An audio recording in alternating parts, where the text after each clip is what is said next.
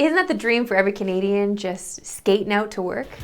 This is SportsCentre. Hey, I'm Marissa, Roberto, and my goodness, it was a tough 6 weeks without Connor Bedard on the ice. Have we really become this spoiled? In just 3 games back from a broken jaw, Bedard has picked up right where he left off, recording 2 goals and 4 assists on a 2-point-per-game pace. While some Calder odds may have slipped during a long absence, Bedard is still firmly in the driver's seat at minus 550 on FanDuel. Pretty safe to say that despite the injury, the Calder race has been put to bedsy.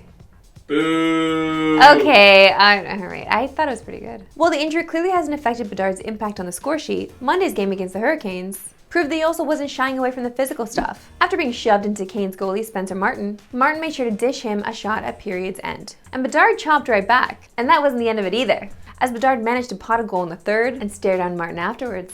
Of course, Martin then just dished a classic scoreboard point, and there's really no coming back from that. In the end, the goal didn't even count because it was called back for an offside, but at least we had that great moment, and Bedard would go on to score just a couple moments later anyway. Bedard was not the only Calder candidate dishing out shade on Monday though, as Leafs rookie Matthew Nyes poked fun at the Coyotes' home rink ahead of their game Wednesday.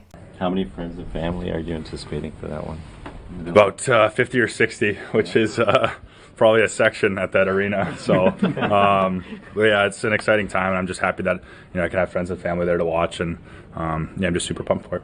These rookies are bringing the spice this year. This is what I'm talking about. To soccer, and the Kylian Mbappe Real Madrid saga finally appears to be over, as according to the BBC, Mbappe has agreed to join Real Madrid this summer, with reports saying that he'll sign a 5-year deal, earning 15 million euros a season.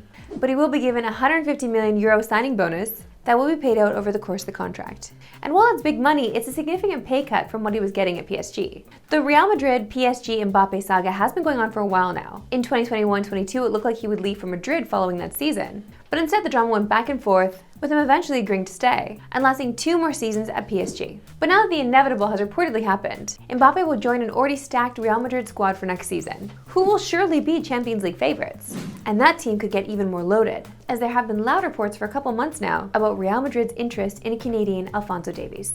And Davies reported mutual interest in them, with his contract with Bayern Munich set to expire next season. It would be wild to see Mbappe and Davies together on the same team. The team is already stacked, now they're going to add Davies? Whoa. This almost seems unfair, yeah? Any hockey fan worth their salt knows the iconic voice of Gary Thorne. Beginning as the play-by-play announcer for the New Jersey Devils in 1987, Thorne made his way up through the national ranks, and is now the owner of a voice forever enshrined in some of hockey's most incredible moments. Into the zone, Sikora kicked it out, got it back, near side Correa. Correa, the fans want one. Score! Off the floor! On the board! Paul Correa!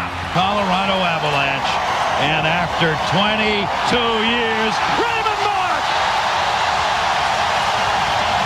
Gretzky trailing. Gretzky looking. Yari Curry. McSorley to Gretzky. Scores! He did it! He did it! The greatest goal scorer in National Hockey League history is Wayne Gretzky. Just hearing that voice brings me back. Wouldn't we discuss my age though, so. And here's why. Not only was he the voice associated with real hockey moments, but he also sauntered into the virtual hockey world, where he and longtime broadcast partner Bill Clement teamed up to call virtual hockey for EA Sports. Starting with NHL 07, Thorne was the voice of the video game until NHL 14. And just like the soundtrack stick in your head, so does his voice. This past weekend, Thorne expanded his reach even further when he voiced a high school hockey game between the Kent Lions and Canterbury Saints. And the reason he did that is because his grandson, Giovanni DeJulian, was playing in it. And it led to this awesome moment. Got out of the zone, it's flipped ahead. DeJulian got it up Mahar. Mahar looking to center it, did. Score! DeJulian out in front! Goal number 2 in the game, and it's a go-ahead goal, 5-4.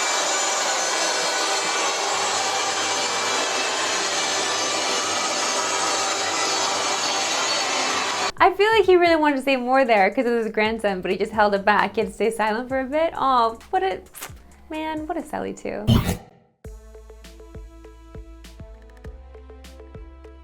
Time now for my favorite segment and yours, Why We Love Sports Today. Why we love sports today. And let's watch this one more time because what a legend that goalie is. And you know, I love my goalies.